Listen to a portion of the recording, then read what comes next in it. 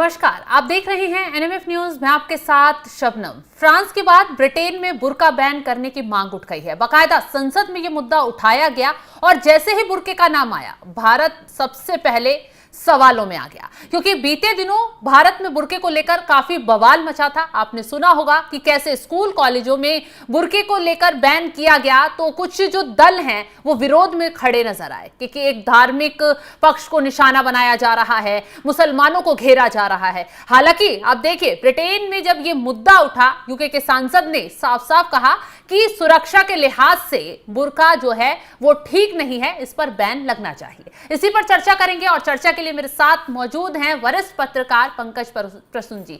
पंकज जी, जिस तरीके से बुर्के को लेकर भारत में काफी माहौल बना, काफी बवाल कटा, लेकिन कुछ इस्लामिक देश ऐसे हैं जहां पहले से बुर्का बैन है, अब फ्रांस के बाद ब्रिटेन में बुर्का बैन करने की मांग भी उठी। शबनम, एक सवाल है जो कि मैं चाहता हूं कि भारत के मुसलमान और खास करके महिलाएं उस सवाल का जवाब दें। क्या जो अरब में जो कपड़े पहने जाते हैं, क्या भारत के मुसलमान मर्द भी वही कपड़े पहनते हैं? नहीं, बिल्कुल नहीं। नहीं ना। क्या यूरोप में मुसलमान मर्द वही कपड़े पहनते हैं जो अरब में पहने जाते हैं? बिल्कुल नहीं। तो फिर औरतें जो अरब में पहना जाता है उस कपड़े को भारत या यूरोप में क्यों पहने? सही बात है। अगर पुरुषों को भी वही फॉलो करना चाहिए। देखिए, मैं आपको ईमानदारी से बताता हूं, बिना किसी रिलीजन, धर्म ये सब सोचे हुए, मुझे ऐसा लगता है कि वहां रेत था अरब में, तो धूल भरी आंधियां चलती थी, तो उससे बचने के लिए खास तरह का कपड़ा इजाद किया गया होगा ताकि आंखों में, कान में, सर पे वो रेत ना पड़ जाए। अब चूंकि इस्लाम वहां से निकला है, तो लोगों ने कह दिया कि ये इस्लामी लिबास है। इस्लामी लिबास कहीं का कोई रिलीजन का नहीं होता। हाँ, जो भी लिबास होता है, जो कपड़े होते हैं ना, किसी भी देश के मौसम के अनुसार, वहां के जो क्लाइमेट होता है उसके अनुसार होता है। जैसे देखिए, गर्म जहां पे होगा जिन देशों में, वहां हल्का सूती टाइप का कपड़ा कोई पहनेगा। जहां बर्फ पड़ेगा वहां ओवरकोट पहनेंगे। वो तो अपने देश में भी है, मौसम के हिसाब से कपड़े पहने जाते हैं। कपड़े पहनते हैं ना। लेकिन ये क्या लॉजिक हुआ कि तुम चाहे जेठ की भरी गर्मी हो, पसीना से बदन बिल्कुल सराबोर हो, लेकिन तुमको पूरा का पूरा काला ही पहनना है। या फिर ये क्या बात हुई कि भीषण गर्मी में कोई आदमी कोट टाई पहन के घूमता रहे क्योंकि ये तो मेरा क्रिश्चियन हूं तो मेरा तो ये लिबास है? ये अच्छा लगेगा क्या? लॉजिक है कोई?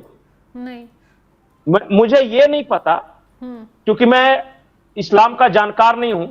क्या सचमुच कुरान शरीफ में ये लिखा हुआ है, कहीं वर्दी को लेके कुछ लिखा हुआ है क्या? बिल्कुल नहीं, बिल्कुल नहीं। इस्लाम में ये तो कहीं पे भी जिक्र नहीं है कि आप बुर्का पहनिए, आप बुर्का पहनकर घर से बेटियां बाहर निकलें या महिलाएं बाहर निकलें। हाँ, इतना जिक्र जरूर है कि आप गैर मर्द के आगे आ रहे हैं तो आप पर्दा करें, आप अपने बदन को ढककर रखें, ऐसा किसी को ना दिखाएं कि जिससे आपको शर्मिंदगी उठानी पड़े या सामने वाले को भी इससे कुछ एतराज, सामने वाले को ये जिक्र जरूर है। बिल्कुल।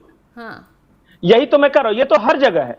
हाँ। वो तो आप देखिएगा कि क्रिश्चियनों में भी होता है कि जब आप वो वेडिंग गाउन वगैरह करते हैं तो सर ढक के, या सिखों में भी देखते हैं कि जब गुरुद्वारा, कहीं मंदिर वगैरह सार्वजनिक जगहों पे जाते हैं वो तो हमेशा सर ढक के रखते हैं। हिंदुओं में भी देखते होंगे कि अलग अलग जगहों पे कहीं थोड़ा ज्यादा बड़ा लंबा घूंघट, थोड़ा कम, थोड़ा ये सब, ये इसे डिसेंसी कहते हैं। लेकिन अगर आप ये कह दीजिएगा कि खास तरह का लिबास खास तरह के धर्म के लिए है, तो मुझे नहीं लगता कि लिबास और धर्म का कुछ लेना देना है। बिल्कुल नहीं। और मैं हर तरह के कट्टरपंथियों के लिए बोल रहा हूं। ये हिंदू धर्म में कोई ये कहता है कि घूंघट में ही रहनी चाहिए या दिल्ली मुंबई में काम करने वाली साड़ी ही पहननी चाहिए, तो ये गलत है। हाँ, सही बात। किसी को दौड़ के मेट्रो में चढ़ना है, किसी को लोकल ट्रेन में चढ़ना है, भीड़ भाड़ है, वहां साड़ी कहीं फंसने का डर है, तो ये अपने समय, काल और परिस्थिति के अनुसार कपड़े होते हैं। अब आते हैं मूल सवाल। बुर्का बैन जिन देशों में ये मांग की गई है, या फिर जिन देशों में हुआ है, मैं चाहता हूं कि ग्राफिक्स में चला लें कि किन किन देशों में अभी तक जो बुर्का बैन किया गया। ग्राफिक्स के जरिए दर्शकों को बताते कि किन किन देशों में बुर्का बैन है। फ्रांस में 2011 से सार्वजनिक स्थानों पर पूरे चेहरे को ढकने वाले घूंघट पर प्रतिबंध है। बेल्जियम में भी सार्वजनिक स्थानों पर चेहरा ढकने पर प्रतिबंध है। और डेनमार्क में भी सार्वजनिक स्थानों पर चेहरा ढकने वाले कपड़ों पर प्रतिबंध लगाया हुआ है। ऑस्ट्रिया में 2017 से सार्वजनिक स्थानों पर चेहरा ढकने पर प्रतिबंध है। नीदरलैंड सार्वजनिक स्थानों पर चेहरे पर ढकने पर पूरी तरह से प्रतिबंध है। और बुल्गारिया में भी सार्वजनिक स्थानों पर चेहरे को ढकने पर प्रतिबंध लगा दिया गया है। स्विट्जरलैंड में भी 2021 में बुर्का और अन्य चेहरे पर ढकने वाले कपड़ों पर प्रतिबंध लगाने का निर्णय लिया गया, जो 1 जनवरी 2025 से प्रभावी होगा। इटली और जर्मनी, इन देशों में भी कुछ क्षेत्रों या संस्थानों में आंशिक रूप से प्रतिबंध लगाए गए हैं। तो ये आपने देखा कि कैसे किन किन देशों में बुर्के पर प्रतिबंध है और आप चेहरा भी नहीं ढक सकते। तो पंकज जी, जब भारत की बात आती है इस मामले में, तो यहां तो पक्ष और विपक्ष इस मामले को लेकर भिड़ जाता है। कुछ लोग धर्म के साथ खड़े हुए नजर आते हैं कि आप तो धर्म में हस्तक्षेप करने की कोशिश कर रहे हैं, मुसलमानों को प्रताड़ित कर रहे हैं। आपने देखा होगा एक चीज की, एक बात गौर किया होगा कि जर्मनी जैसे देश में कुछ जगहों या संस्थानों में, जैसे कि जो सिक्योरिटी के लिहाज से महत्वपूर्ण जगह हैं, डिफेंस इंस्टॉलमेंट्स जैसे हो गए, वहां चेहरा ढक कर नहीं जा सकते। अब एक सामान्य नियम मैं आपको बताता हूं कि जब एटीएम में जाते हैं तो लोग वहां लिखा होता है कि अपना चेहरा ना ढके या हेलमेट उतार लें। क्या वो धार्मिक भावनाओं को आहत करना है या सिक्योरिटी के लिहाज से महत्वपूर्ण है? सिक्योरिटी के लिहाज से आप बताइए ना। बिल्कुल ना, इसलिए मैं कह रहा हूं कि इस तरह के जगहों पे या फिर इंस्टीट्यूशंस में, मान लिया कि हमारे यहां जो विवाद हुआ था भारत में, वो किस लिए हुआ था? यूनिफॉर्म नहीं पहनेंगे। यूनिफॉर्म किस लिए दिया जाता है किसी भी स्कूल कॉलेज में? ताकि कोई बच्चा ज्यादा अमीर होगा, कोई गरीब होगा, हो सकता है कि कोई एक बहुत स्टाइलिश जैसे कपड़े पहन के यहाँ दूसरे के घर में ना हो, तो एक बच्चे में हीन भावना आती है कि मैं सामने वाले से कमतर हूं। तो इसलिए यूनिफॉर्म का डिस्कवरी किया गया, इन्वेंशन, माफ कीजिएगा, ये इसलिए कहा गया कि सब एक समान कपड़े पहनेंगे और एक जगह पे बैठेंगे तो एक इक्वलिटी का भाव आएगा कि वो भी छात्र वही है जो मैं हूं। बिल्कुल, सभी धर्म बोल रहे हैं। लेकिन अपने धर्म कर्म से मतलब ही नहीं है ना। छात्र तो छात्र होते हैं, स्टूडेंट से स्टूडेंट होते हैं, उनमें क्यों भेदभाव करना? लेकिन अब कल को जाके कोई ये कहे कि मैं पंडित हूं और मैं धोती पहन के आऊंगा, और कोई ये कहे कि अब मैं किसी जैन धर्म को मानता हूं तो मैं तो बिल्कुल बिना कपड़े के आऊंगा, क्योंकि हम तो दिगंबर जैन को मानते हैं। तो फिर स्कूल रह जाएगा क्या? बिल्कुल। कोई भी शैक्षणिक संस्थान रहेगा क्या? बिल्कुल।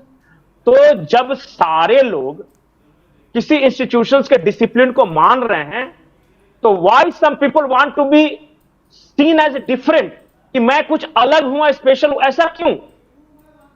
यही तो सारे विवाद की जड़ है अपने देश में भी।